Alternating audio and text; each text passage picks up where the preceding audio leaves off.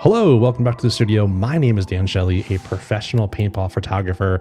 And in this episode, I sit down with the media legend, Verbhal, and we jumped into so many topics that cover his journey from making a ton of money shooting paintball content to the algorithm changing and him having to find new ways to stay relevant in the sport and how he's going to continue to grow his brand. This is definitely an episode you don't want to miss. So let's jump right into it. Photographer of the Year, let's hear it for Dan Shelley, Shellda Photos.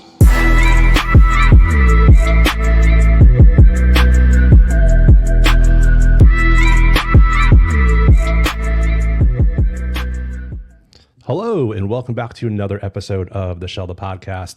And today I am joined by one of the greatest of all time in the video space, Brian.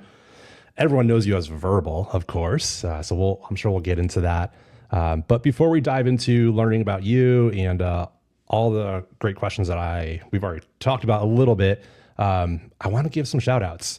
From day one, Hormesis signed on to be a show sponsor, and my goodness, like I feel like every week I just see new products dropping. Like I just saw they're doing one of one like custom dyed hoodies.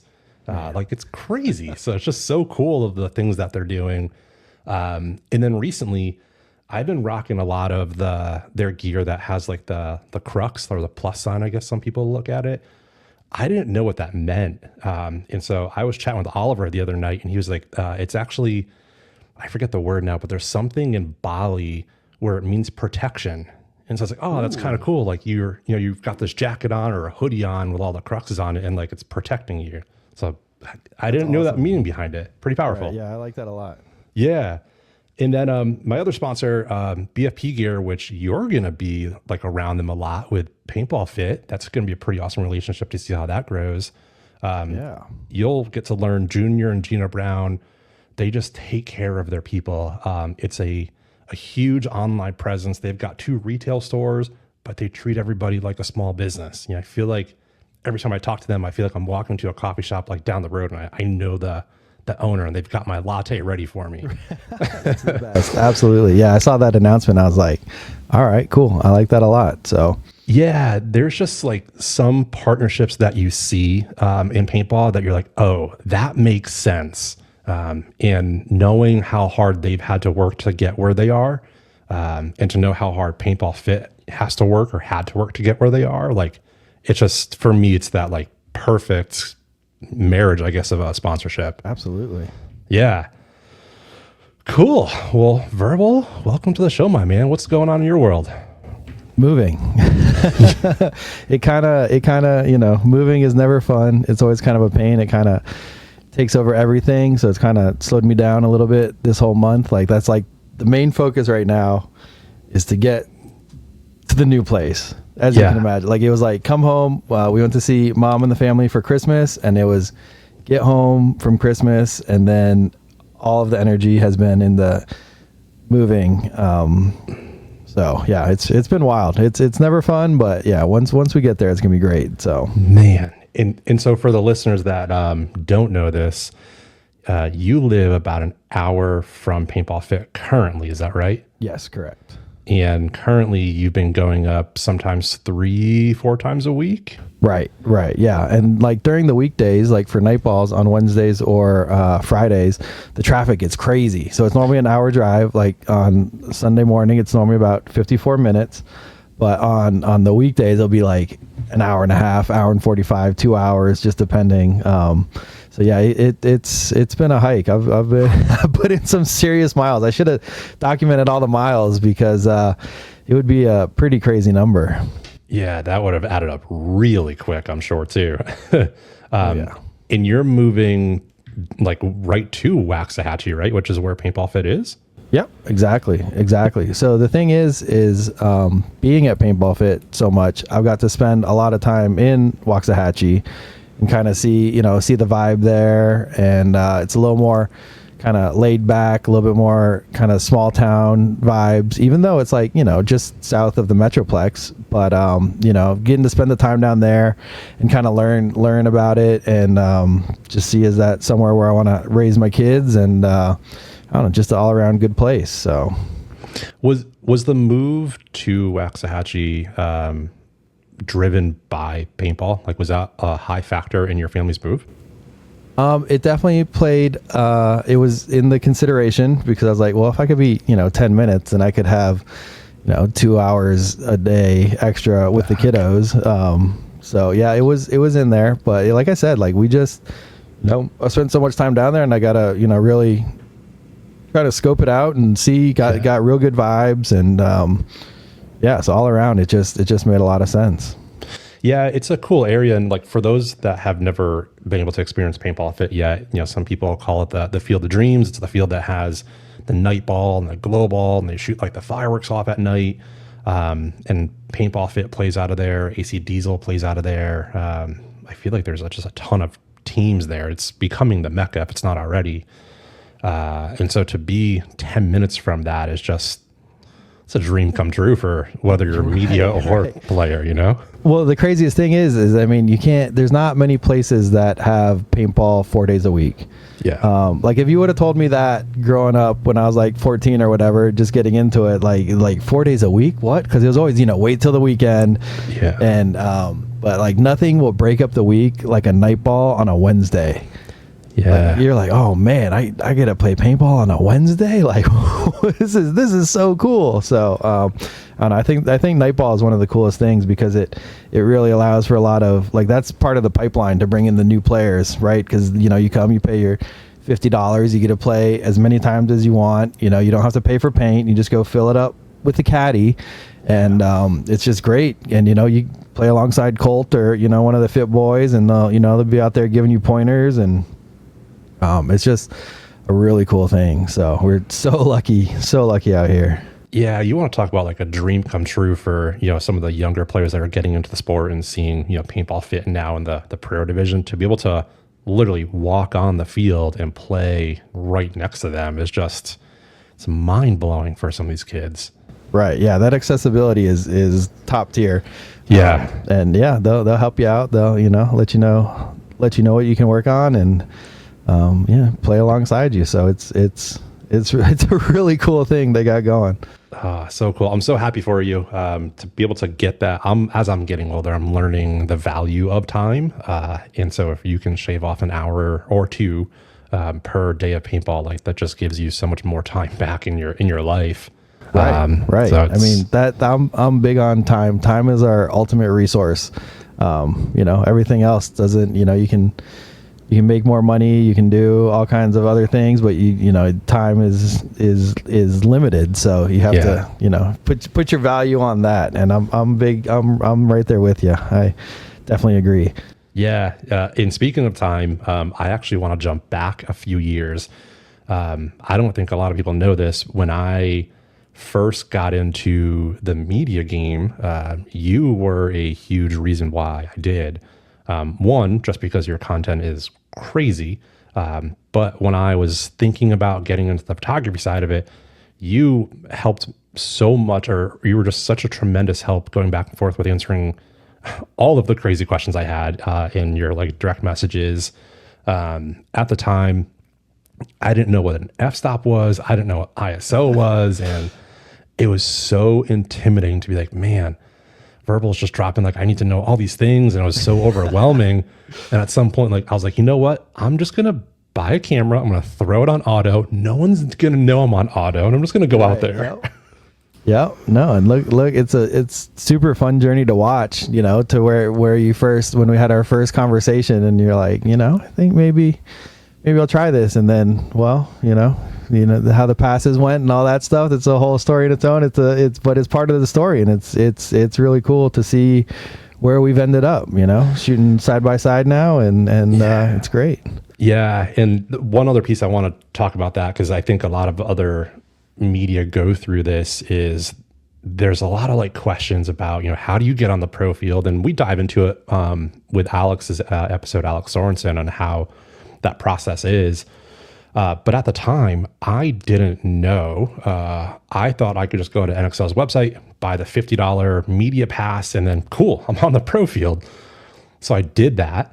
And this was literally 4 days before the Sunshine State Major in Florida, the first event of the season. My first time ever, literally ever stepping foot on a field with a camera. And I sent you a message. I'm like, hey man, like I'm all packed up. We're about to drive 18 hours to Florida. Like I'm so excited to see you. And you're like, well, how did you get on the pro field? I'm like, oh, I bought this like $50 media pass. And you were like, no, that's for divisionals. You need like a platinum sponsor, $30,000 or $40,000 thing, and they have to give you a pass. And whoa, that was such a stressful week leading up to that. Like we were like, we're still going. I don't know if we're going to be on the field or not, but we are still trucking to Florida. No, you did it. Yeah, it took a few emails to Tom Cole and got him on the phone and somehow made it work. But that's part of it too. That was a big push I had that I had been talking to him, and in that situation specifically helped us to get so where the teams could have their own media person, which is super important. I feel that's like one of the most important things for storytelling. And I think a lot of them don't even really take advantage of it, which is a bummer. It's definitely hard to find a media guy to, come and tell your story. But like every pro sports team has, full media teams. It's just such an important part, I think. And then allowing teams to have that, it really unlocks some stuff. And that's kind of, that made for a good initial push right there. It's like, well, dude, they have this guy and he's going to come and tell the stories. Like you want this guy, to be able to do this. So, and it makes sense, because it doesn't crowd up the field too much if they're only out there for their team, which it's just a good thing. Like the more storytelling we get, the better. Yeah. And just to add some more context to that, what Verbhal was talking about there, the plan was I was going to shoot for Austin Notorious because it was going to be their first pro event ever. And so I was going to be shooting content specifically for them. And then that's where it kind of grew of, all right, maybe we allow each pro team to have a media member where they can come on the field when they're shooting and then come off. And so that kind of opened the door for that. And fast forward to this past season, you obviously shot for Paintball Fit. Sal Chavez did for Dynasty. There was a newer photographer / videographer, Stephanie Sandio, I think, who is crushed it. Like she comes from the Carlos Argueta shot camp, and he's taught her a lot. And she was shooting for the Hurricanes and I think Valken throughout this year. Right. So it's cool to see the avenues that are opening up from that crazy week. Hey, podcast fam, I just want to interrupt super quick and say thank you so much for tuning into this episode. And speaking of tuning in, did you know that nearly 75% of you aren't actually subscribed to my YouTube channel? So the quick, easy, and free way to show your support for this channel is by just hitting that subscribe button below. That's all you have to do. And then if you do that, I can commit to you bringing you new guests each and every week, as well as continuing to find ways to constantly improving the show. All right. Thank you so much. And let's get back to the show. Yeah. I mean, that like I said, that was I was like, man, we really need this. Like, it makes a lot of sense. It doesn't add, like 20 more media on the field at one time because, they'll be spread out when they're out there.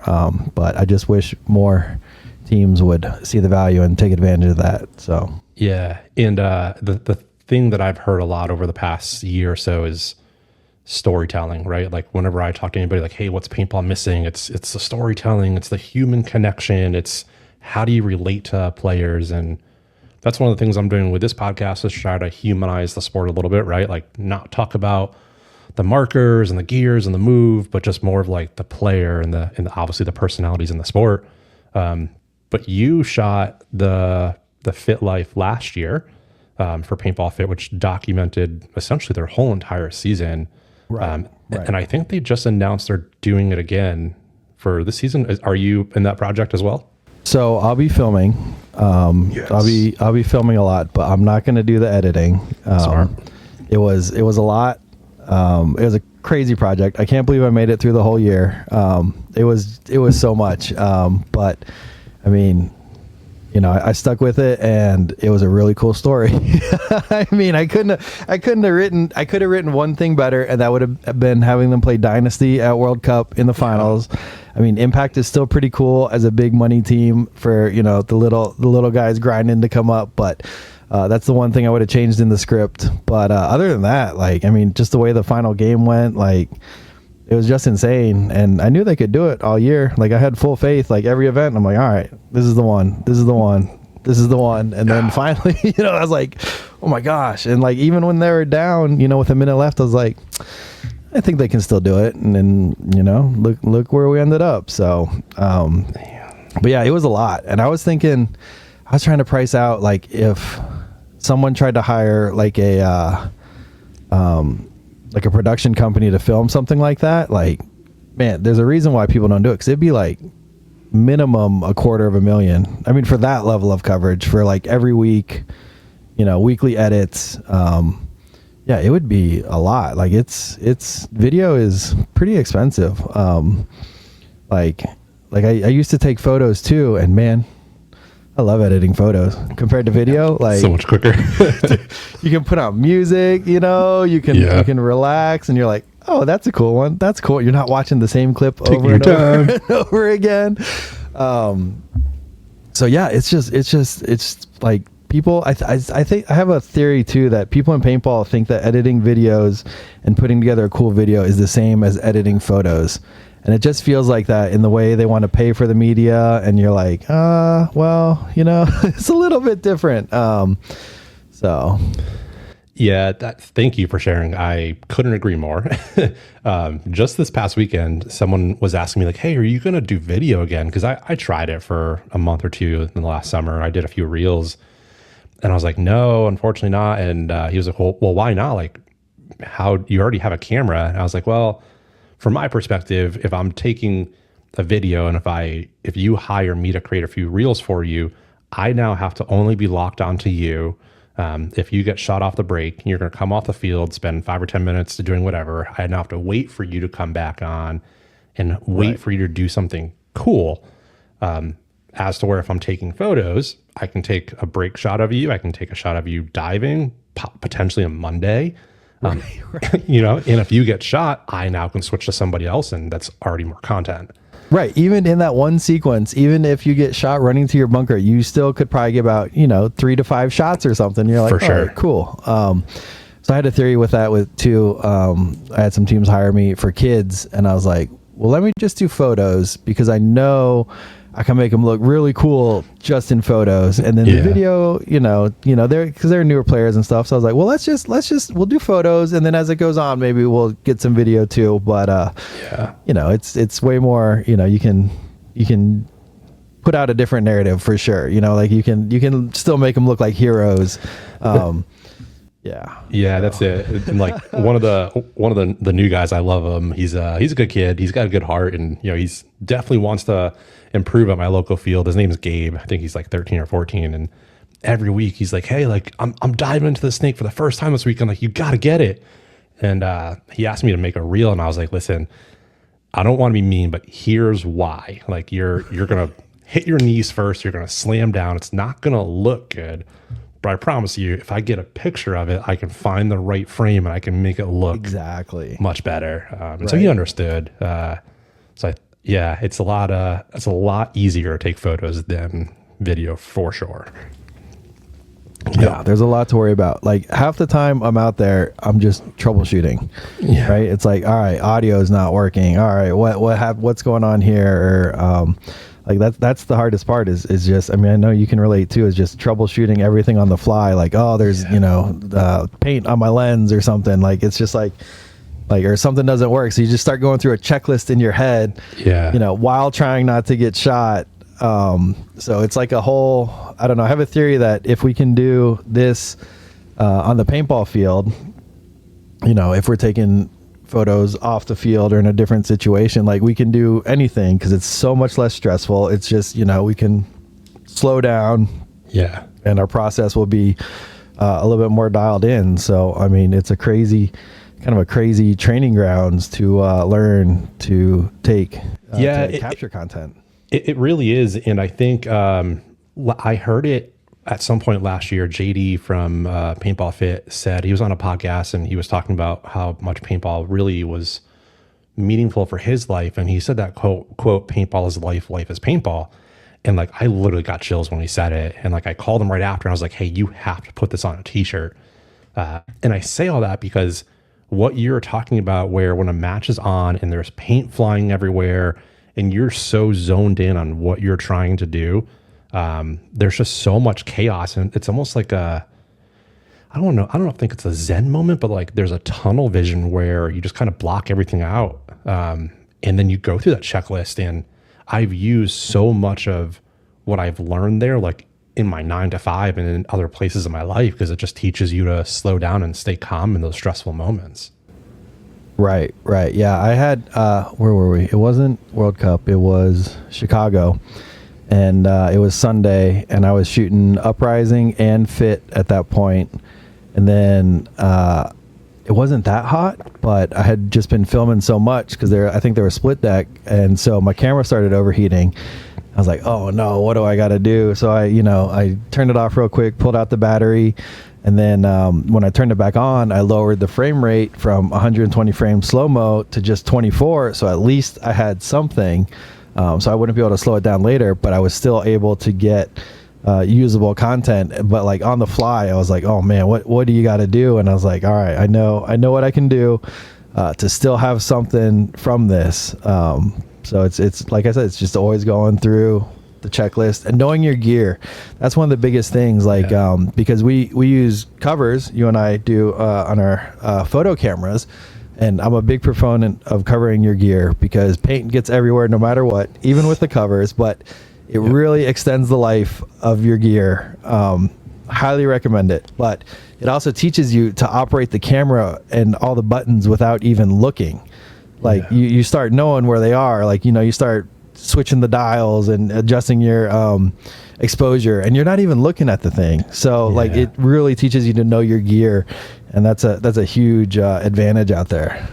Yeah, you're spot on. I heard one of the photographers that you and I both like, Peter McKinnon, outside of paintball, and he talked about that in one of his videos a long time ago, of like, know your camera so well that you don't even have to look at it and you can know where your fingers are changing and dialing. And when I got into this, I was like, there's no way I'm going to be able to do that. That sounds way too much, way too stressful. But with being out there so much, like, you just try a little bit, and it's like playing paintball. Like, you try something new every time, and you improve a little bit more. And it's to the point now where like I'm looking somewhere else, and I'm also like looking at the sky and the clouds. Like, okay, by the time I turn, like, I can have everything adjusted for that shot. Right. So it's cool to see like the progression of how photographers and how media excel from the first time they step on the field to, their eventual journey. Yeah. And that's a big tip in general. Like, if you're like, oh, I need a new camera or a new lens or whatever, well, make sure that you can use the current gear you have to the full potential. That's like because everyone wants to buy new gear, like no matter what. Like, I mean, it is fun to get new gear, right? Like, like getting a new lens is so exciting, or a new camera, but like, make sure you max out the gear you currently have, and know it inside and out, and take full advantage of it. And then when you get something new, then you do the same, and you want to make sure you get full use of it. So it's like buying new gear is like buying a pair of running shoes, right? You're like, yes, if I buy these, I'm going to be faster, I'm going to be more in shape, and it's not exactly how it works, but Well, I mean, I'd rather buy like a lens or a body than storage. Like, I hate buying storage. It's just not, but it's necessary, right? Like, it's like, gotta buy a new hard drive. So I actually, so the other day I had my first hard drive fail on me. No. So I had just bought it for Black Friday. And it's a Crucial X10 4 terabyte. So don't buy those. Sorry, Crucial. But it failed me on Black Friday. And then so I had all my ICPL here in Texas stuff on it. Yeah. So I'd made a couple of reels and stuff, but I hadn't backed it up to my NOS yet. And apparently, if you restart your Mac with that plugged in, sometimes it won't mount again. Wow. So it wasn't mounting, and I was like, oh. And then I Googled it, and I was like, oh, this is a problem with these hard drives. And I was like, dang it, I thought I had just found like the perfect hard drive, because they're like tiny. They're like a little square. They're about, normally use the SanDisk. I think I have one of the SanDisks here. I normally use these SanDisks, but these ones had a problem too. They had a firmware update with the 4 terabytes. And luckily my 4 terabyte was not in the serial numbers in that recall, but the crucials were about half the size of this thing. So I was like, because I usually just Velcro them to the back of my computer, which is smart, which is, just to keep them with me. So, but when that thing failed, I was just so sad. I was like, oh man, I gotta, refund some people for the first time, and I was just like, oh.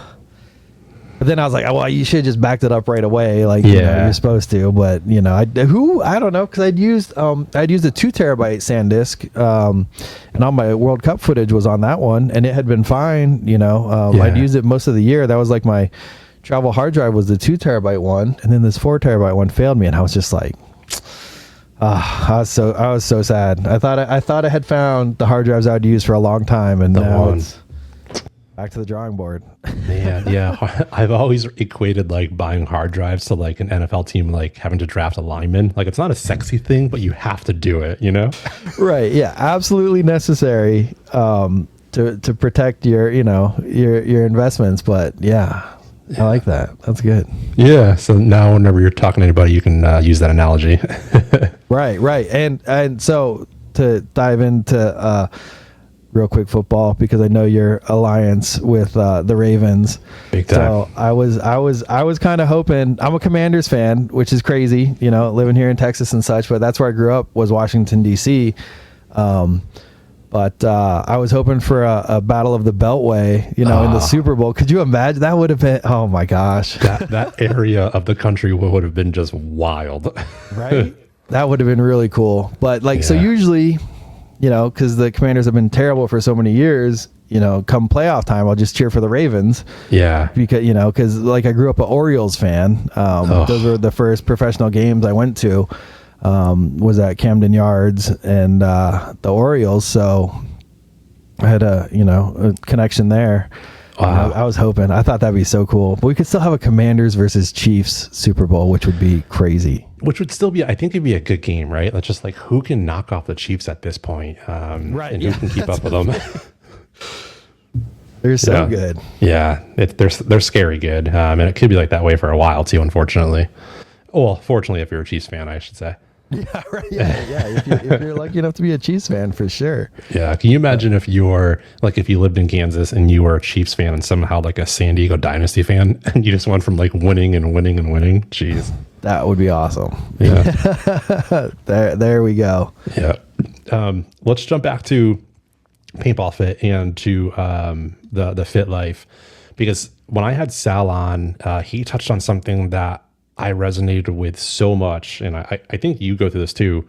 When you're around one team so much and you're shooting so much content for them, you essentially are a part of that organization. You're a part of that team, and you build like incredible friendships and relationships that turn into lifelong relationships. Talk to me about what it was like to be on the field, essentially watching your friends go through that journey and win World Cup. Yeah, it was wild. It was really, really cool. And I'm so proud of them. Like I said, though, I knew, just because I have watched them so much, and I knew they could do it. Like sometimes they just stop talking, and you're like, guys, just talk to each other. Like, I know you guys can do it. Like, just put it back together. Yeah.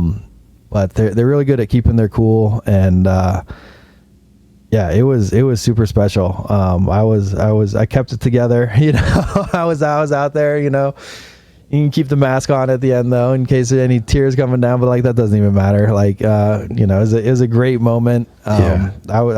It's fun to see all that hard work pay off. It was super special. Like, yeah, definitely.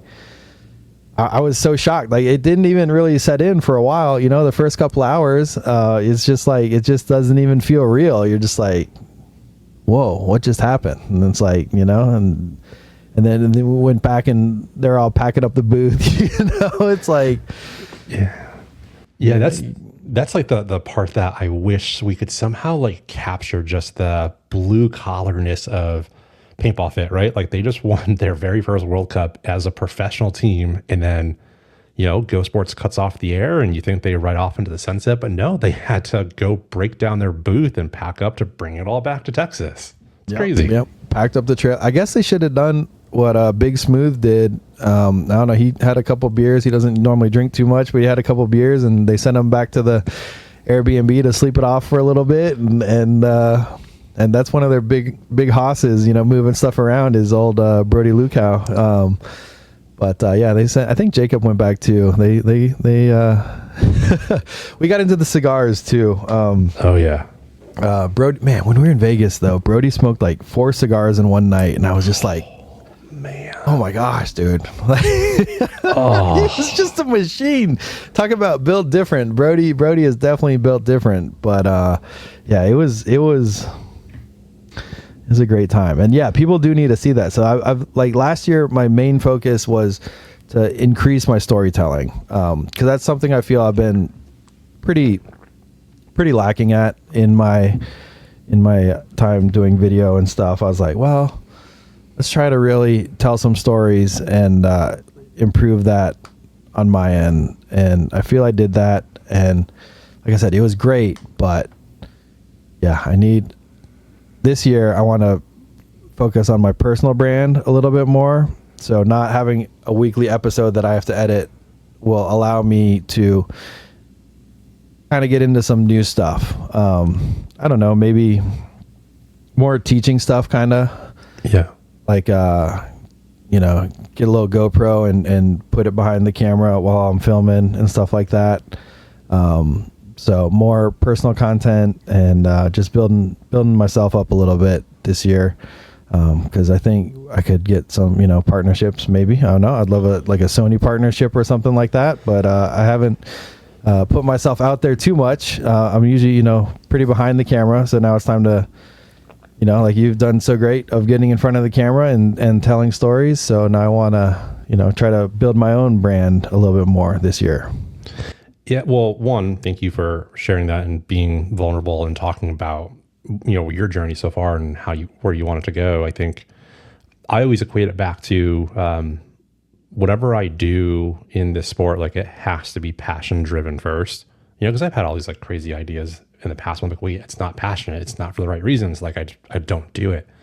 But starting this, I was like, I can talk to people. I selfishly get to talk to my friends. But then I can show a whole nother side of the sport. And then from that, like every other thing fell into place. Like the sponsorships fell into place. The views were there. And I had YouTube channels years ago where I was like a vlogger and I was a streamer and I was just like fighting for every subscriber. And now it's naturally coming because it's passion driven. And I see that from you. And so I say all that because if you want to get in front of the camera and grow that brand, your passion is just going to pour out of you. And that's what people want to see. I appreciate that. Thank you. Really in paintball, you have to have passion. If you're doing this, if you're filming it or whatever, it's you have to be passionate. And, most people are. So, yeah, cause you're not going to get, it's not 2022 anymore. So you're not going to get rich off of it. But, but like I was talking about earlier about what it teaches you on the field. Like we've had some crazy talented people, out there on the field, capturing this stuff, and you have to be passionate about it. So yeah. And I think for you've got a gigantic audience. Like you've got, 200,000 subscribers on YouTube, I think. More? 635,000. Jeez. Yeah. It's gone crazy. It's weird. So that's crazy. So it's interesting because it seems like most people like value Instagram the most for some reason in paintball. And that's like my smallest platform, which is super weird. It's like YouTube, TikTok, Facebook, and then Instagram for me. But yeah, my YouTube has just gone crazy, mainly off of shorts. There's this one short I've posted of Ronnie, and it has like 174 million views. and it's the most boring, silly clip, and I just don't know why that one went that viral. It's my most viral clip ever, and there's nothing I can repeat in that clip to get back to it. Do it again, which just drives me insane. Yeah. Because like usually I'm like, all right, well, this makes sense. Like, so that's one thing about, I mean, I know a lot of people don't like TikTok, but one thing about TikTok is I knew why the clip went viral. So it's weird. Yeah, that one of Ronnie I posted, like it's so boring. Like he's just standing there talking to Tyler. You know, he dumps a couple of paintballs on the ground, and like I didn't even put any thought into it. Like I remember thinking with that clip, I was like, do I even post this one? I was like, this isn't even that great of a clip. And like I just put connect as the caption, and then it just went bonkers. Like, but it went bonkers a year after posting it, which is even wilder. I'm like, what's happening? Like I just start seeing the numbers going crazy, and I'm like, well, what's going on here? And then I'm like, well, whoa, this clip caught on fire, and wow. It doesn't make any sense. Wow. That's like a content creator's dream, right? Like you hear about it so often. You know, I've done a lot of research with different like marketing companies and books, and they always say like, you know, just post and just be consistent, because you never know when that one clip is going to go. And there's so many success stories of somebody posting just a random clip of whatever it is and millions, and it changes their life instantly. You know, so for you to have to, I mean, you have to wait a little bit for yours to hit, but you already obviously had a following for that, just kind of added to that. Right. Yeah. I just couldn't believe it. I'm just like, that's wild. Like, I don't know. Yeah. Because like Instagram things, they usually don't go crazy. Like Instagram gets most of views up front. It feels like within the first couple of days, and then they'll just kind of peter off. But then like YouTube is cool because the shorts will sometimes just go viral later.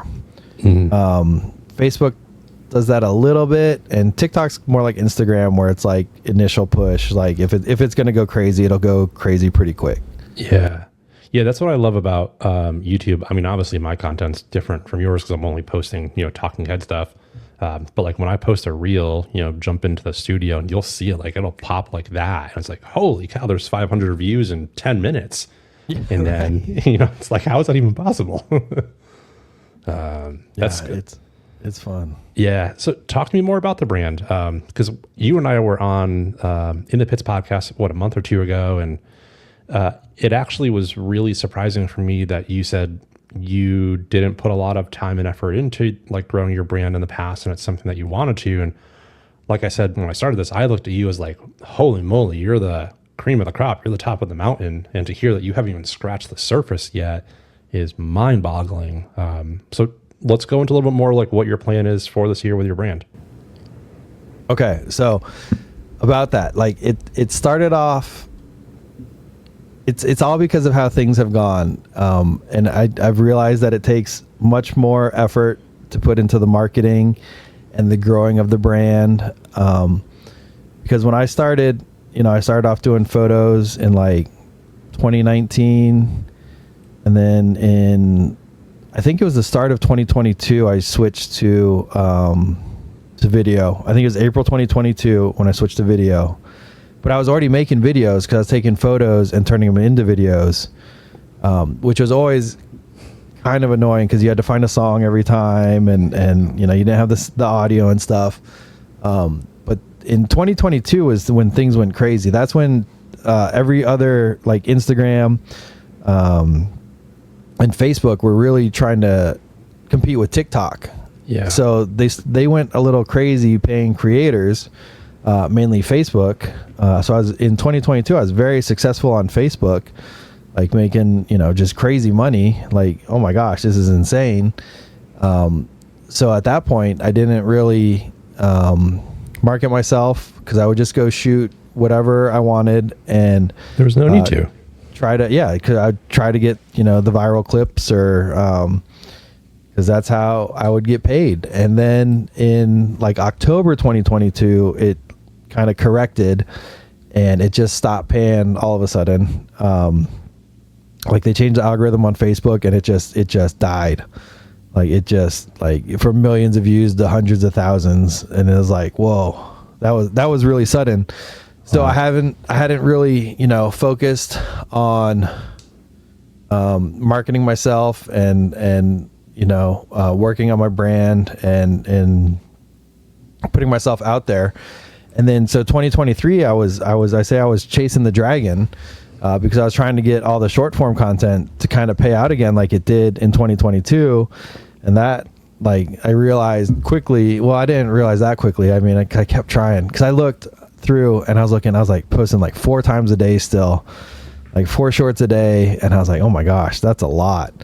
And it never really picked up. So the short form content, unfortunately, just kind of stopped paying. So you have to go after the partnerships and I watch a lot of YouTube. So I want, all kinds of different YouTubers, and it's always about brand deals with them. So I want to put myself out there more. What I've been thinking is recently is, we stress test the heck out of everything on the paintball field. We will put things through its paces. So if I can create content of using some of these things in paintball situations, maybe if I reach out, some brand deals can come from that. So I just I want to teach more and talk about the gear a little bit more. Cause like I said, we all love gear, right? Yeah. if you're a photographer, videographer, like gear is kind of exciting. So yeah, I definitely want to try to shift what I've been doing and teach more. I need to put like a master class together. That'd be pretty cool, I feel like. And yeah, I just want to show myself off more and talk about the things I love and see what we can do. Because I've built these crazy platforms and now I feel like I just need to take advantage of them without shifting too far from the thing that got us here. Yeah. Because if you fully go out, just ditch paintball altogether and all of a sudden I'm a family vlogger, you should just build a new channel for that. But yeah, I've always been the same proponent of that, is don't mix your content with other things. And a lot of content creators do that. They'll do, they have a paintball channel and then they start to post like soccer and football and they mix it all up. And it just kind of gets confusing for your viewers. I'm a big proponent of keep that stuff separate. But just to go back really quick, your story is almost completely backwards from majority of media folks, right? Because most media folks start from the ground up and they've got to work for these clips and then they're building their brand and building their name through that. And you had the opposite. You had that virality super early. And so you didn't really have to worry about the brand or the name behind it. So it's actually a lot harder, I think, to do that, because now you've got to go have these conversations of, hey, in order for me to put this out, I need to be compensated for it, or let's talk about these numbers and put contracts in place. And those are really hard conversations to have.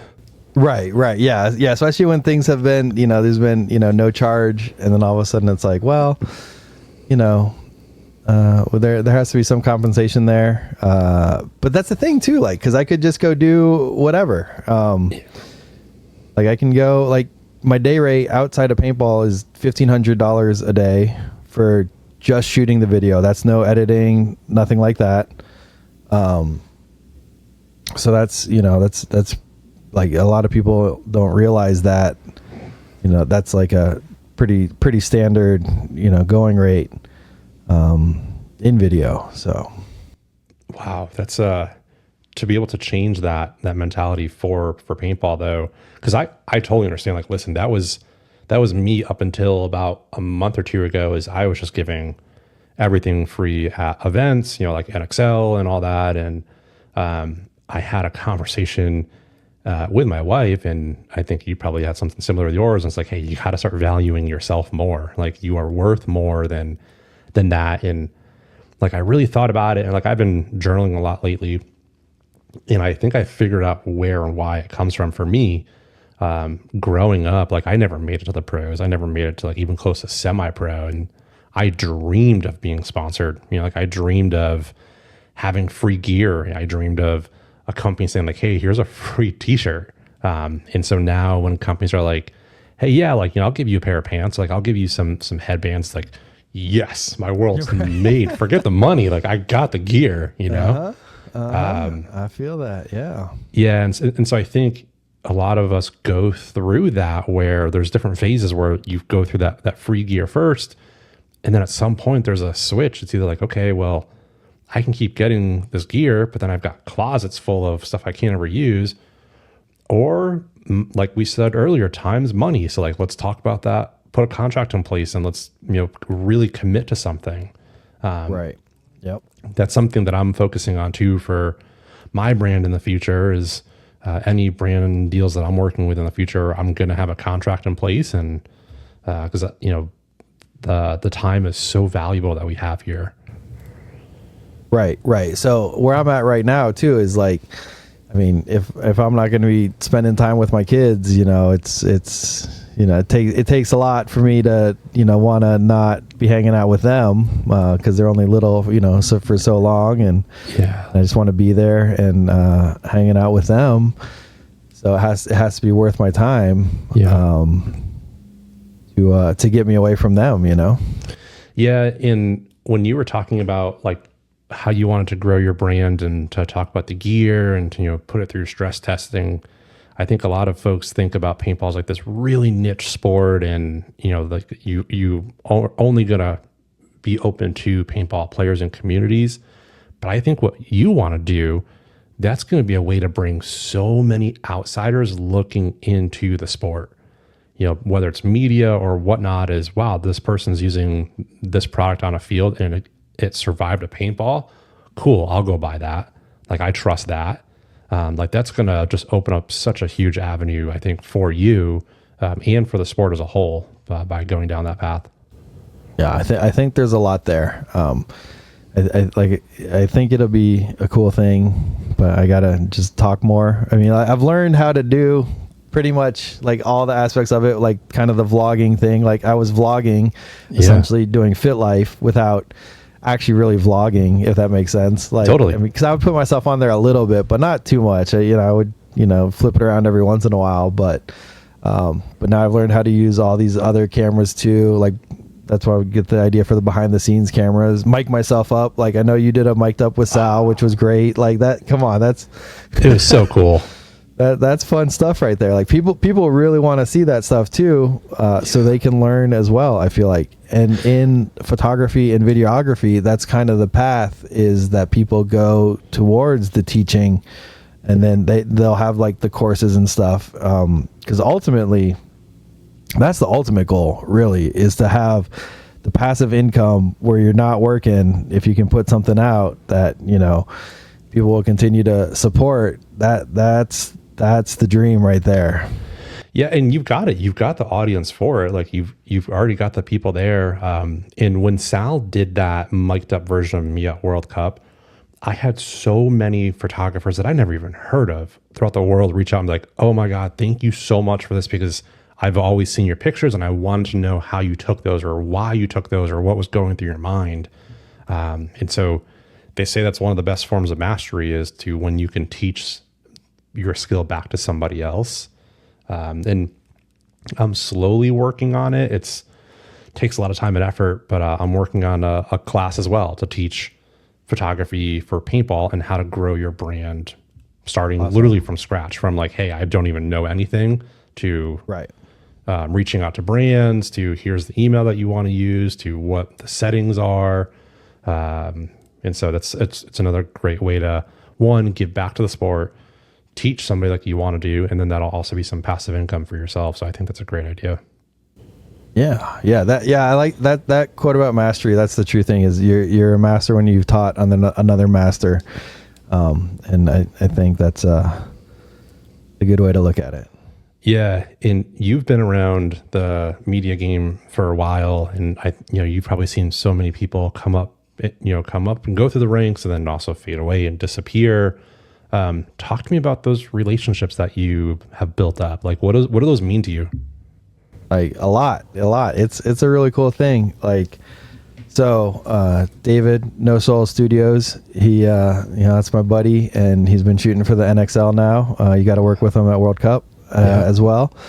And, I sold him one of my old cameras and taught him everything I know. And wow. Now he's out there crushing it. And, we talk about stuff all the time. He always asks good questions, which is important. Like, he's like, all right, well, how do I do this? And then it's like, he's not afraid to ask questions, which is the important thing. And like Carlos, Get That Shot, I've worked with him a lot. We just chat about whatever all the time, just a lot of gear with him. We like the gear. Yeah. Carlos loves his gear and his A1s and the snake bites at the shutter speed. Yeah. When Sony announces something new, we're usually talking about it. So we have the gas there, the gear acquisition syndrome, and it's a serious thing. But like then my buddy Rye Guy, I'm kind of bummed because I don't think he's gonna be doing it as much anymore. And that was one of my homies. That was one of my good friends. Yeah, we usually get an Airbnb together. Try to stay together and just had a good old time and just bounce ideas off of each other and try different things. But he's kind of petering out on it. Is it just burnt out for him, or is it health reasons? Well, so he did have an ankle surgery, so he was not going to make it to Chicago, but then it got pushed, and since he lives right there, he's like, all right, well, I'll do Chicago. And I think he had the ankle surgery finally. But he also came up in 2022 as well when the social dollars were there. And then so that kind of changed it, and he enjoyed that, how that went. And so then once it changed and it's like, you got to hustle. He's like, all right, well, this is not, he had some pretty good deals too. He shot for GI for a while and then Lone Wolf for a while. But then I guess they kind of, they weren't the same. So, I guess some of the passion just went away, which is a huge bummer for all of us. Totally. Cause he was out there crushing it too. And, definitely for me, cause that was one of my buddies, Yeah, World Cup was super weird. I was like, where's my guy at? So, yeah, I think for media, it's such a. I was trying to think about how to bring this up today before the show started, and I still can't put my finger on it. But for media, you and I, we live 3-4 hours away from each other, and we see each other maybe 10 times a year at most between NXL and USXBL events. And the second you and I step on a field, it's like the conversation picks up right where it left off. And throughout a duration of a weekend, you and I maybe interact at most at 10 minutes, right? Because it's the in between matches. But still, for that 10 minutes to not see somebody, it just, you feel like, man, where's my buddy? Where's that person? And it's such a weird phenomenon that we go through. Right. Yeah, absolutely. Yeah, I really feel. What was that? Sorry. You're good. My other tab popped up, and it was ad blocker letting me know that it had blocked a lot of ads, and I'm like, all right, sorry you did your that. job. That was super weird because it brought up my other Chrome tab. Yeah, your face popped up with something white over there. Totally just broke my brain for a second there. Yeah. But no, that's a cool thing I feel about the media at these things is, I don't know, I love talking to everyone. It's so much fun and I don't know, we're all in it together. We can all relate on a different level that a lot of people can't, because we're out there usually from the start to the finish. I'm like, man, so there was a little bit where I was doing Just Fit, and it felt super weird because I'd film 2 games a day and then just go film them. But then I started picking up a little bit more again, doing some other stuff as well. And but these are long days, right? If you're shooting the whole thing, these are really long days, on your feet. And if you're playing, it's so much easier to play than to be out. We're like the refs essentially. But luckily we don't have to make as tough of decisions. We're just going through our checklists in our head. Yeah, exactly. yeah, I'm not going to make a decision that's going to, get me yelled at. But yeah, we can relate to the refs too. Like it's a lot. Like these events are long. Even like local events, like, you'll be out there and you'll be like, man, this is a long day. And out here in Texas, they're just so hot. And so it increases our bond because, we're going through it together, and then other people don't understand as much of what we're going through. But, it's like that really connects me with you because you can understand. Yeah. And I think that's a cool thing. Yeah, totally. And I think, especially here in Texas, like in the summer for those USXBLs when it's 100+ degrees, it's 2 or 3 o'clock in the afternoon. We still have 2 more sets left. It's like you just walk by each other and like you bring each other up like, hey, like we got this, we're so close to the end of the day. I've even had a bunch of people ask me and vice versa, like, hey, do you need a water? I'm running off. I can go grab you one. And so it's really like its own small family or community. It's so cool. Right. And you have to be a little bit crazy to do paintball media too. Yeah. That's definitely in there. Like we're all a little bit crazy. So, yeah. Yeah. I think you're spot on. When I tell people that I bring, a crazy camera that's really expensive out onto the field and I get shot up, I just get like these crazy eyes of like, wow, you're insert bad word here. Yep. Talk to me about, I think a subject that I don't know a lot of people know about, but I think earlier in this year, maybe it was last year, there was some talks of you stepping away from paintball. And it seems like that has now obviously shifted because you're moving closer to Paintball Fit. What was that process of deciding, hey, you know what, I want to stay in the game? So that was about, looking at other opportunities and weighing the time spent and adjusting my time into it. So that was with Fit Life. And it was just so much like that was just draining me to put out an episode every week, and stay on top of it and go through it was a lot of footage. Like it was on average about 15 hours of footage to go through. And then I'm the kind of person where I want to go through all of it because what if I miss something really funny, So I'm going through and I'm watching it all, and usually I'll like scrub through and I'll watch the sound peaks, and then I'll wait or I'll see someone laugh and I'm like, all right, let's see what happened here. But even still, it was just a massive investment, and then it just wasn't making me happy. So then the wife was like, well, I don't know why you do this when it's not paying the bills essentially. So it's like, all right, well, do I go get a regular job? Do I, just work on my media company? So I've started to do some real estate as well on the side. Which is killer work, by the way, from what I've seen you've put out. Thank you. Yeah. So real estate's cool. It's like content wise, it's kind of crazy because it's like way behind all the other markets. Like it's like just catching up, like cool stuff in real estate videos. And it's wild that I feel like they're like kind of light years behind everything else. And it's like all these realtors but they all have like real money, like, so, yeah. There's a lot of opportunities there, but, and I was just kind of burnt out for a while though on paintball, and I don't know. I just felt like it wasn't worth my time, because the effort I was putting in was maximum, but it wasn't paying all my bills and all that kind of stuff. So I had to, start reevaluating how to do that.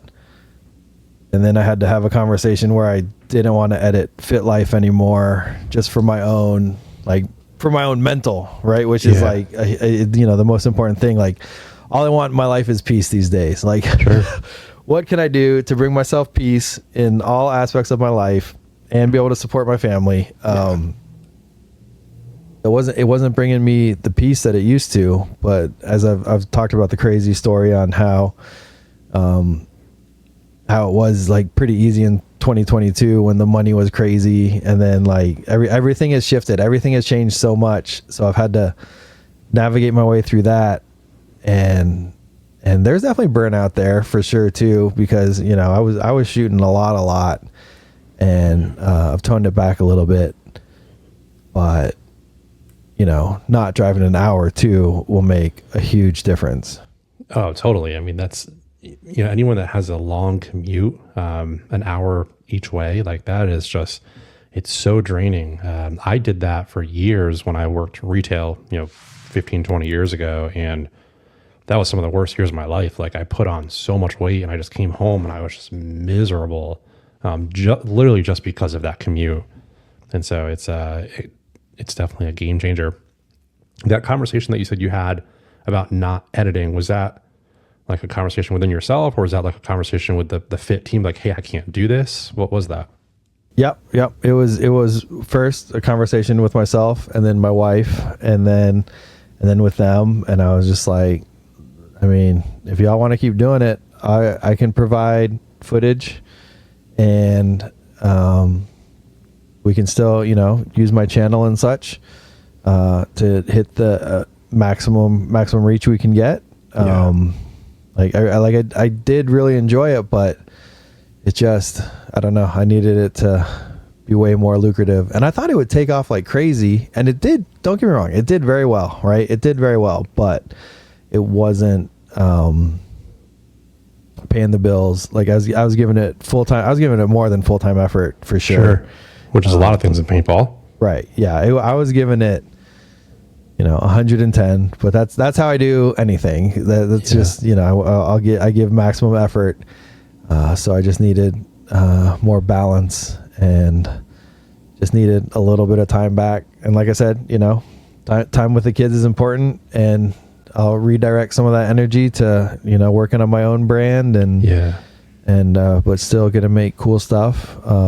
Still make stuff there with them, and you know, help them grow as well too. So that's so crazy, because I think I've recently, I think by the time this podcast goes out, it'll be announced that I am a JT sponsored athlete, which is crazy to say. Sick. Yeah, I've been seeing those rolling out. That's awesome. Yeah, so I know, which is wild. I'm one of the 4, but the month or 2 leading up to that, I had to have that hard conversation with a great friend of mine, Charles, for Maxed, and right, man, like I lost sleep over it. Of like, I'm gonna call him, like, what's it gonna be like? You know, is he gonna be mad at me?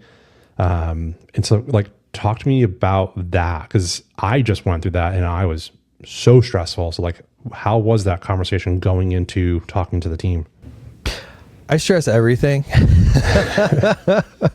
You know, like like I said, I just want peace in my life, but I don't like the conflict. I don't like conflict at all to go into the situations. Like, I don't know. I'm a lover.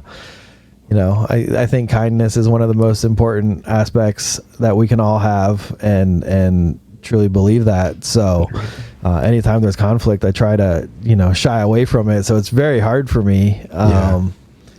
Like, cause I'm like, you know, I don't know. It's uncomfortable, and you know, I want to make everyone happy too, which is a problem. Like, I know you've talked about being a people pleaser as well, big time. but, you know, but like, I need my own peace, which is got to the point that I was like, all right, I have to do this for my own sanity, and it's not easy. It's like, it's so freaking hard. Like, I know you can definitely relate to that. Like, yeah, it's hard to have either one, tell somebody no, that's like a dear friend of yours. But when you do that, majority of the time, they're like, oh, cool. Like, it's not a big deal. And then you're just like, wait, why did I just stress out about all this? You know, like, but it's such a weight lifted off your shoulders for that. Right. Yeah, that's so true. Like, I'll, you know, make situations that are nothing into something massive in my head. Yeah. And I'll, you know, say all the things like a million times, and then I'm like, oh, well, that was a waste of energy. I should have just, you know, like, sometimes it's like, well, just get it done and don't stress it. but yeah, it's never easy. I don't know, like, because it was a really cool thing, like, and that'll live forever. Sure. And hopefully maybe, it'll take off, post here. Maybe you'll have a delayed takeoff, or, they'll just keep winning. So then people want to go back to the first season where they came into the pro league. I think that's it right there, is now that they're a name, and not that they weren't, but like, of course, now that they're in the pro league and they've got some wins or a win under their belt, I think the fan base is going to grow, and people are going to want more of that content. And so they're going to do what they can to go find it. So I think you're going to see that gradually start to go up over the next few years. Right. That's one thing too. I was like, all right, well, it's going to live forever. Yeah. So hopefully something cool will come from that. And so like in 2023, when they're on their semi-pro run, I was there a ton and I filmed a ton, but I just didn't do the job storytelling. I didn't shoot hardly anything off field. But I have, all of the practices, all this stuff, but yeah, it was just all action because I was just chasing that social media dollar of, just posting short clips. And so that's why my focus shifted in 2024 to try to tell the story and get some of that story out there, and do the off-field stuff, which I hadn't been great at. I don't have it here, but we had the DJI Pocket, DJI Osmo Pocket 3, and that little camera is the best freaking camera you can have. It's got a little gimbal built in, and the quality is very nice. It's got a little tripod. You can just set it on the table. You can track people's faces, and the audio is great from it too. So that just made it easy. Because at first I was trying to use my big camera with like a 35 to 150 millimeter so I could get wide in the pits, but it just, I don't know. I started using the tripod last year and using a 100 to 400 so I could reach all the way across the paintball field, but then I'd just pull out the Osmo for the pit stuff and it still looked great, right? So that solved that problem of being able to still capture the content of the more important stuff, essentially. Yeah. The storytelling. Right. Yeah. The actual story, like, because on-field action, yeah, it's cool. And I do love capturing it. I love getting those big moments, but, I just try to keep that thing running at all times. Like cause you never know when something great's going to happen. Like those are the best moments when, something out of the blue happens and you just had to keep it going because you don't know. Like you don't know when the funny moment's going to be. You just have to keep it rolling. Yeah, exactly. And I think I had Ryan Gray on a few weeks ago, and he was saying the same thing, like that camera that you use off the field. He wants one for some of his coaching content when he's at events to like get more of that in the pits and what the coaches go through. It's a great camera. And I think earlier on in the year, one of the trends is you handed Cyrus that camera quite a bit, and like he was on it, and now look at him, like he's got his own YouTube channel. And so you've kind of given that gift to somebody else who is now a content creator. It's cool to see. He was always so good with it. Him and Scott would take it the first couple of events because they hadn't made it onto Sunday, and so I just handed it to them. And then Fit has now since gotten a couple of their own too. But those two were always just great at it. And then now Cyrus has his own climbing show. It's awesome. It's funny to like when I would watch you hand them the camera, I was like handing candy to like kids. They'd just be so excited and they just run away and go shoot content for you. It's cool. Yeah, he always nailed it. I knew that I'd have something good when I'd give it off to them. But yeah, no, that is like every pro team needs to have one of those things. But the problem is you got to have someone edit it too.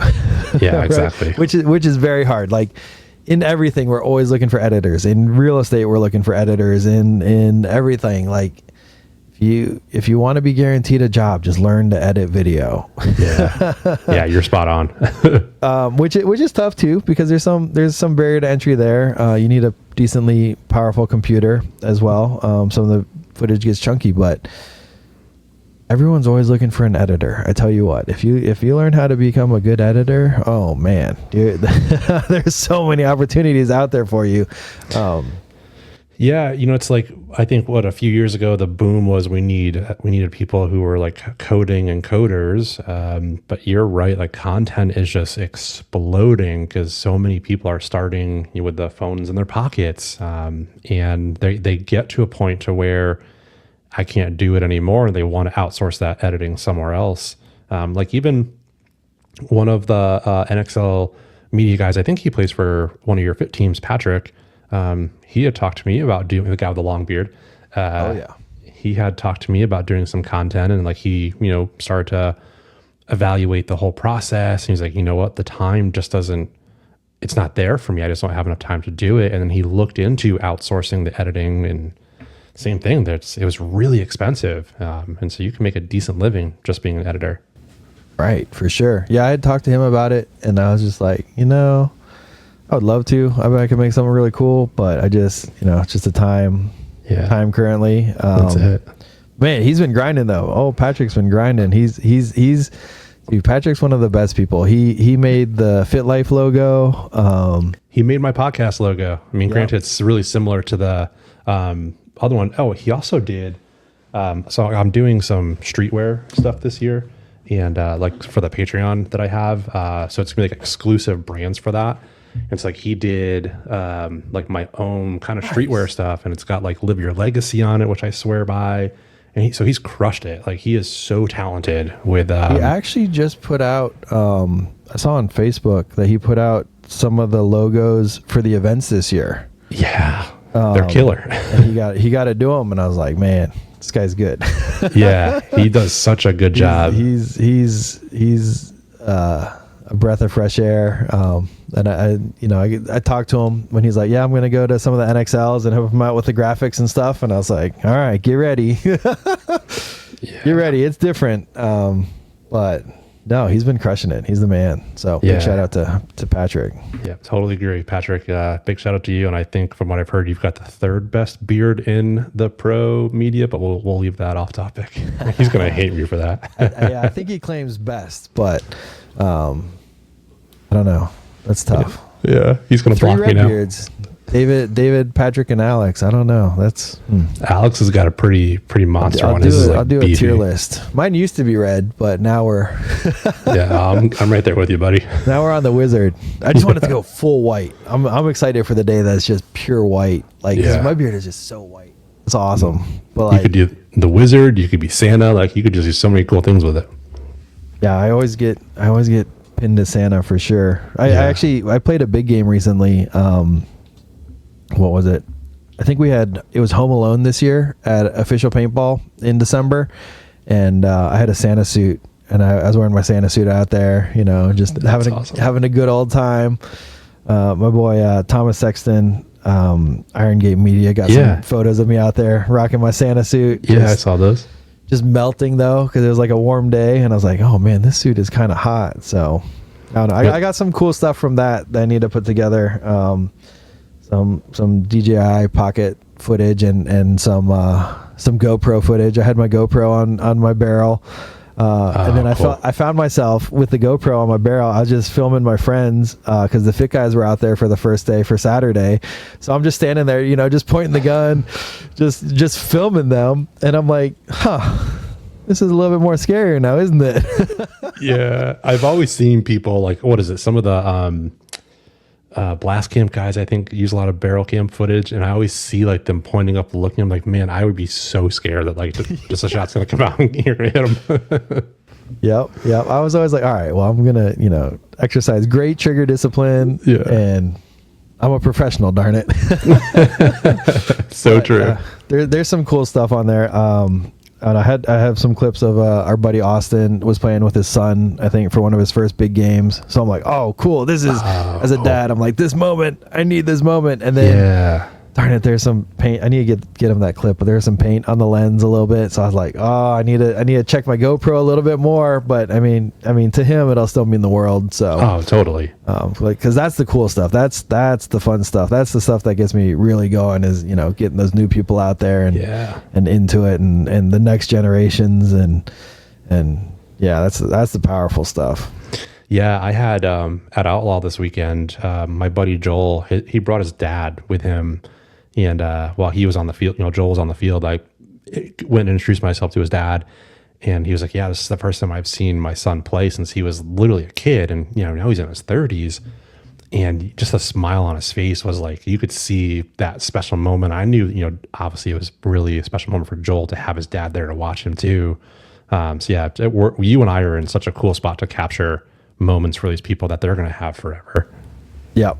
Absolutely. I think also that's why paintball means so much to me is because when I started playing in 1995, at 12, that was like one of the first things my dad and I like really like connected on a different, like that was our thing, right? Like we'd go play paintball. We'd go to the paintball store and we'd talk for hours, and we didn't have cell phones yet at the time. So we'd get home and mom would be like, well, what the heck were you guys doing? Yeah. We were just talking to Jim at the paintball store, and that was our first thing that like really like brought us together. That was our first like super good connection. Wow. So I think that's why it always holds a super special place in my heart. And because it's crazy, because he passed away in 2015, so he hasn't known any of my journey in this stuff, which is crazy. It's like kind of mind blowing. Like I had started doing a couple photos back then, so he had seen some like basketball photos and stuff like that. But and then this stuff, paintball for me started, and I came back in 2018 playing, and then 2019 was when I went to media. So yeah, he never saw any of this stuff. So, I think of him all the time when I'm out there doing it, which is a big part of it for me is like, you would think this is crazy. Like, yeah, look at this. Yeah, that's, I'm so glad you said that. Cause that's the motivation that comes out for you. And I see that in your work. And I went through that recently with my mom. She passed away 2 years ago. And like, that's when I had just started to take off. Like she passed away, I think, literally 2 or 3 weeks before World Cup, like before the Dynasty book launched. And I remember. I was just like on the skyrocket, and she didn't see any of that, like she didn't see the magazine covers. And it's like, I think about her so much when I'm out there, like, man, I wish you could see this, and I feel like that brings out more passion for me when I'm on the field. Yep. Absolutely. Yeah. I feel that. Yeah, totally. I really feel that, that's. Yeah. Speaking of being at these events, I've heard just from walking around, people have been like, hey, like that's Verbal. Look over there. That's Verbal. Somebody came up to me like, hey, are you Verbal? And so like, one, I said, no, I'm not that good. But has that ever like set into you? Like you're kind of a celebrity at these events. Like people look up to you. Nah, we're just all dudes. I don't know. I don't know. I'll talk to anyone, like I enjoy talking to people. I don't know. Like it's cool. Like, yeah, I'm like, yeah, all right, that's cool. And I'm like, oh yeah, that's me. Sometimes it's like, oh yeah, that. But no, I don't know. I'll take the time and, talk to anyone unless I got something super pressing, but, it's all about connection on, all levels. So, we're just all people. And then, no, come say what's up. Come bug me. And yeah. Yeah. You're one of the most approachable folks at the events, media alone. Like you'll help anybody. That's one of the things that I've appreciated so much about our friendship and working with you over the past few years is you've always been there to ask and answer, or to answer any of my questions. Yeah. I don't know. I just love talking cameras and, all this stuff. So, so the teaching aspect there is there for me naturally, but I really enjoy it. Like, I don't know, if you want to talk cameras, just send me a message and and we'll get going. Although I tell people, like, I always get questions about, like, well, what's the cheapest camera I can buy? And I'm like, so my problem is I don't spend a lot of time on the low end. I'm always looking at the top end of the crazy stuff that's coming out. Like, I want to know what's the high end stuff. So I don't know usually the best budget cameras, or things like that. But like I said, my advice is just use what you have until you've mastered it, and then try to figure it out from there. But I don't know, I'll find some suggestions too if needed. Yeah, I mean, maybe you can do like Matt the Gym Rat, his content's really focused on like new players coming into the sport. Maybe there's something there for you. Like I've heard you say it a few times in the show. I think you're manifesting it out there as like you're gonna create this channel of gear, essentially, because like I can just hear how passionate you are about talking about it. Right. Yeah. I'm gonna hold you accountable to doing it. I will, and we'll get out there. Maybe that's a video right there. Is shooting paintball with whatever the budget camera is. I don't know really the names, but it's like Matt the Gym Rat does that with out there playing a tournament with a mini or whatever. Sure. So I bought this camera off of Temu. Like, let's see if it survives. right. Bangers with the Temu camera. Like to see. It's a challenge to myself too to see what kind of stuff you can capture with it. So there's a whole line of videos there going off of that kind of formula, which would be fun to do and a great challenge to my own. Totally agree. Yeah. So you were just talking about some high-end camera gear. I've got a clip here that I want to bring up. I think this may have been from World Cup. And I want to play the clip first, and then I want to talk to you about it, because I think there's something here that's going to like change the game if we can figure it out and we can dial it in. So let me bring it up here and we'll play it quick.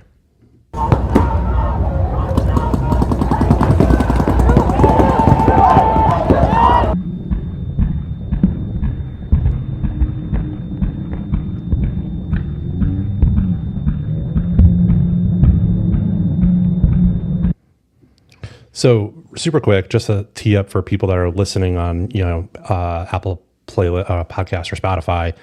That was a clip of Chavi coming out of a Dorito and snapping somebody. And in that clip, you were able to track a single paintball, leaving his marker and hitting the other player. That is mind blowing. Like, talk to me about that. So that's in my years doing this,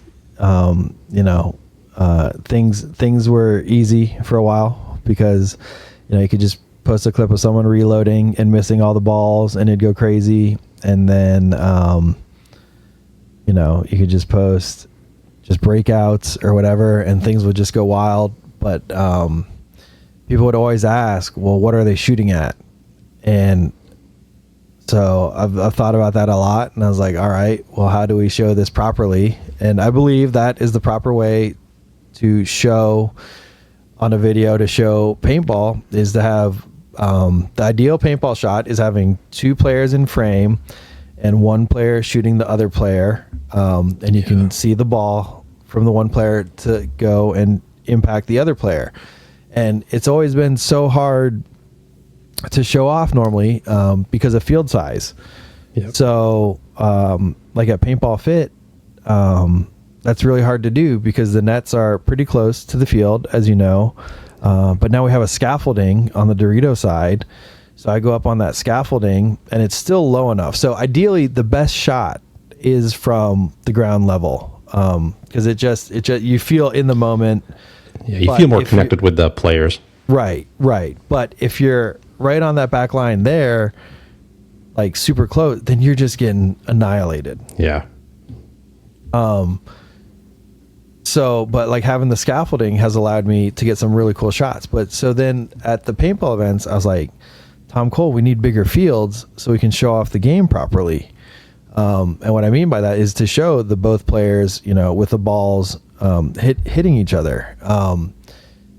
So if we had a bigger field, you can have a long lens and you can go way back there, and then the balls would just kind of fall at your feet. And like in Atlantic City, we had that and it was beautiful. Yeah. that field size was ideal. And so to do these though, it's kind of counterintuitive to how cameras work. So to do these to get these shots, and so you can track a paintball, you want both players to be in focus. So you need a super narrow aperture. And so aperture is the amount of the opening size of the lens, and the smaller it is, the more things that your plane of focus will be bigger. So for these shots, I'm shooting like f20 or something like that, which I figured out is about as far as I could go and have it still look pretty good. So I've been shooting at second base ISO on my FX3, which is 12,800 in broad daylight, which is kind of wild. Wow. Right? Like, so that's very counterintuitive, because you think, all right, dark night ball, maybe I'd use 12,800. So I was like, all right, well, let me switch it to that in the daylight, shoot at f20. So the opening for the camera is very small at f20. So it's not letting a lot of light in. But the problem is you still want the shutter speed to be kind of fast so that the ball is more round. So if you follow the rules of videography, there's a 180 degree shutter rule. So if you're shooting at, say, if you're shooting 120 frames per second, I think on most cameras it's 1/250th of a second on the shutter, but the balls kind of look like lasers. So in paintball, you have to break the rules, and you just crank the shutter in video to make it look more like a paintball flying. But the biggest thing is having the aperture just like so small that you can have both in focus. So then once I figured that out, then you can track the paintball. So usually I just put a crosshair up on the clip, and I'll just do it from the middle, and then so I'll have the middle of the crosshair start at the barrel tip, and then I'll just hit the arrow key and go frame by frame and adjust the keyframes to keep the ball directly in the middle. Wow. And then track it, and then I'll add some zoom to it as well. And these clips have been doing pretty good. But I feel it's like the ideal way, like when people say, oh, well, what are they even shooting at? I've been able, to start trying to show that. And like, these are the only clips I want now, right? Like, Yeah. everything else, like bunkerings are cool, but like, these are the clips I want. But they're still really hard to get. Sure. Because there's so many variables, right? Like, it's so layout dependent as well. Because where were we? Chicago. And then in Chicago, it looked like the Dorito side was going to be great heads up battles. And I'd get two players in Doritos, and it's like, all right, yeah, they're about to battle. But then they'd always make an inside move, which was usually the correct move. Like that was, I don't blame them. The way it was set up, that was the proper move. But I was like, and they wouldn't fight each other on the tapes. And I'd be like, man, darn it. So close. But I think it's a really cool way to show off paintball, and it's a technology thing too. Like the technology to be able to do it is more recent. Like these crazy high ISO cameras, that's a newer kind of thing to be able to get a clean looking image from an ISO like that. So yeah, that's like, so when I saw that first clip of you posting that, in that moment, like, oh my goodness, this is literally going to change the game of paintball.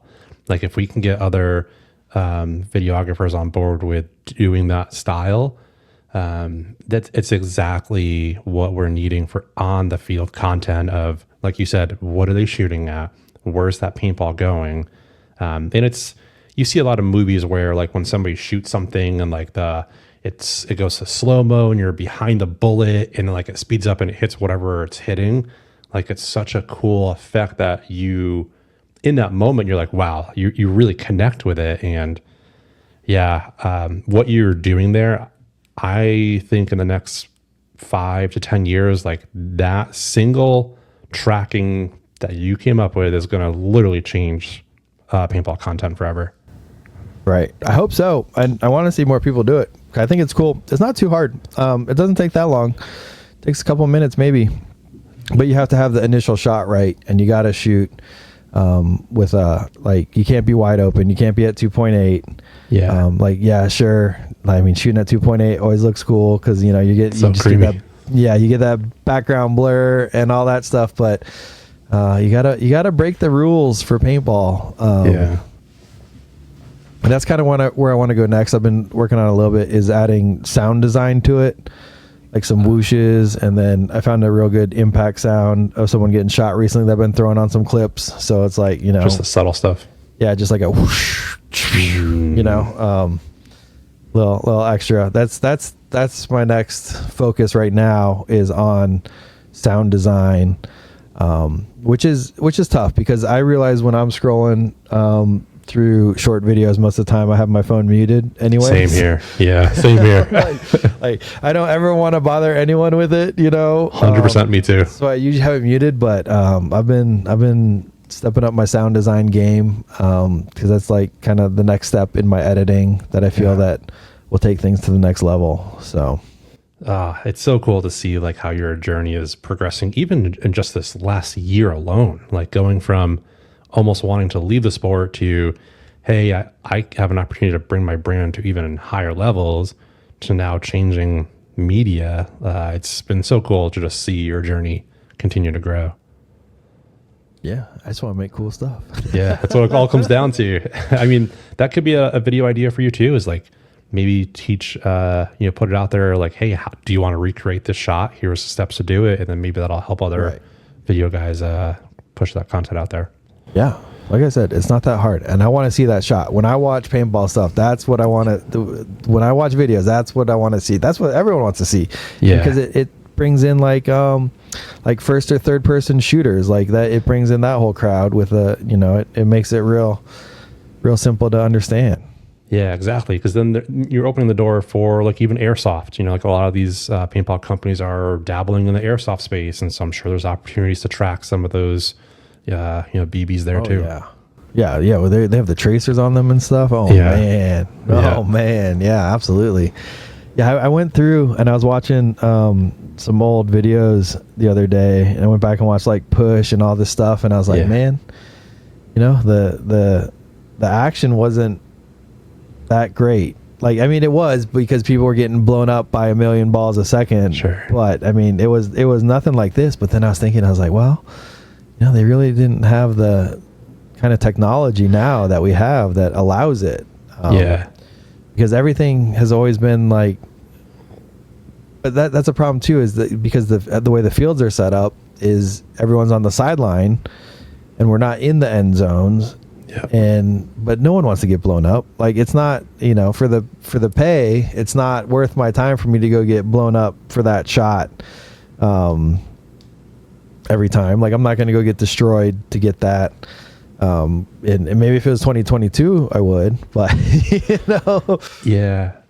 I told Tom at some point last year or the year before, like we had a sidebar conversation, and I said, we have to figure out a way to get media on the back line, but almost like a hockey rink style where you're not in play, whether like there's a hole in a net or we've got a barrier that we can stand behind. Like I think some of the referees at the start box have that little net PVC box that they use. Right. Maybe we can have two of those for media guys back there. And if you have to stay there for that point, so you line up down the Dorito tape and now you're just getting that shot. That's what we need is hockey holes in the nets. I'm sure that's an insurance liability, but you could put like a whole drape around us or something like that. And like, I mean, I would sit there shooting 100%. Down the Dorito tape or the snake tape, and that would allow for, great shots. Yeah. I think there's something there that we can explore. Maybe it's conversations with Alex from the media team, but I think there's a way to get us on the back line. That way we're not hurting the integrity of the game. Maybe it's a black, like you said, I think some of the Go Sport guys have a black drape they put over them. One, for protection, but two, not to interrupt the game. So I'm sure there's something we could do for that too. Right. And Go Sports needs I don't know, they put their cameras right behind the box, and I don't love that. Yeah. It should be on the tapes. Yeah. If you have two towers, one should be on the snake tape, and then the opposite one should be on the Dorito tape. I feel like, because they use the drone for a lot of stuff, but that would allow for more, getting more kind of these shots, more of the action. as opposed to directly over the start box. I totally agree. Maybe one of the things I've been kind of preaching for is to do like pre-event, like Zoom calls if you're, on the pro field. I think that'd be cool to talk about like some ideas and like, here's the do's and don'ts. And I think in those meetings, that's where a lot of some innovation comes out of, and some of these conversations naturally happen. So maybe we'll see that at some point this year too. Yeah, that'd be cool. Yeah. Man, this has been such a good episode sitting down with you. Like I could just talk for hours with you. It's always so cool hanging out. But that's the best part. It just feels like we're hanging out. Sorry.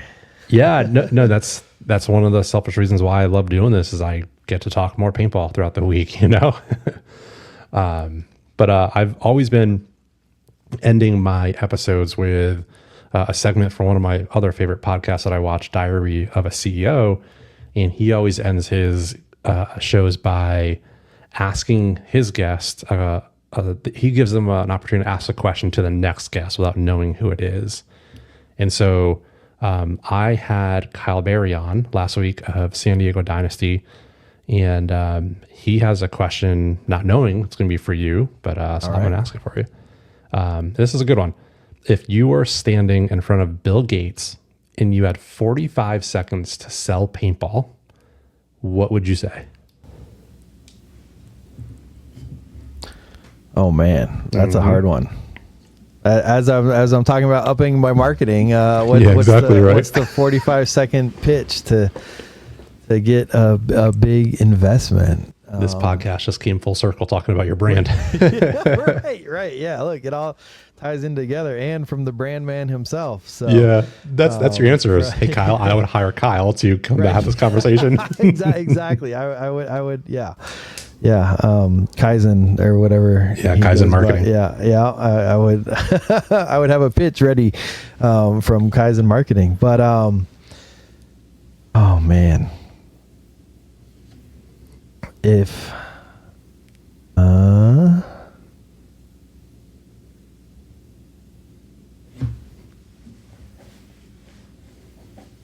you could have a lifetime of memories and bonds,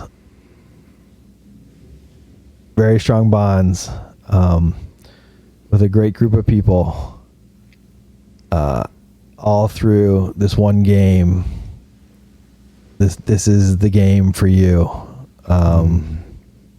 It's paintball. It's its own unique beast. I don't know, man. That's hard. Yeah, there's something there. Yeah, I like where you're going with that. I mean, but that's what it is. Like that's the biggest part why we all do this is because of the bonds and the people. And anyone you talk to will say that it's for the people, because no one is getting. We're not becoming Bill Gates doing it. Right. So it's all about the bond, and I don't know. I'd be somewhere in there with trying to get them in, get sentimental, and tug at those heartstrings a little bit. So yeah, that's a good one. Dang, I'm gonna think about that too. I'll give you more when I have a little bit more to. Yeah, when you chew on that a little more, send me a DM on it. I think you were totally onto something though. You could be like, what if I told you could play a game for the rest of your life, and one, that game's going to teach you life skills, going to teach you work skills, relationship skills, and you're going to have the best friends for your life. Yep. Like something like that, I think is what you're kind of building on. Exactly. Cool. Now you get to ask my next guest a question. So I have a pretty standard one. It's I always put it in the play the game. They ask for guest questions, and they have a little Discord, and I always give my question always is favorite food and favorite place to eat it. Yeah, I was typing it out before you even saying it. Right. I state it like that because it could be a restaurant. Yeah. Your mom could make it. Like there's all kinds of, like, I don't know. I mean, yeah. Like, so my favorite food, to answer it myself real quick, is a cheeseburger, right? Because you can do a ton of different things with a cheeseburger. Sure. They're different all over. I love to eat them, on all the travels, like try to find a good cheeseburger. And man, like I like to make them at home too, like that's those are some of my favorites, is because I know how I like it, and I feel I make a pretty decent cheeseburger. So a little smash burger. Yeah, that's my answer to that question. Like, yeah. I love that. I was going to ask you to answer it because I think I've heard you ask it so many times that I don't think I've actually known what your answer was. So I'm glad you circled back to that. Yeah. Yeah. When it's finally time for you to when it's finally time for you to put down your camera, I think you've got an opportunity to do a Verbhal smash burger food truck at events. There we go. It'd probably do pretty well at paintball events. I think it would do pretty good, but we'd still be recording the whole time. There's too. That's the thing. We're just finding new ways to do it. Keep the camera rolling all the time. Just set up the pocket over there and or a couple of them, different angles. Content creators for life. Yeah, you can't turn it off. Yeah, awesome. Well, Verbal, it was such a pleasure, and I'm sure I'm going to have you on again because I had a whole bunch of questions I didn't even get to you. But that's the fun part about doing this is, it just leads us into the next one whenever we have that. Absolutely. So cool. Well, for everyone that's tuning in, thank you so much for watching another episode of the Shellda Podcast, and we'll see you next time.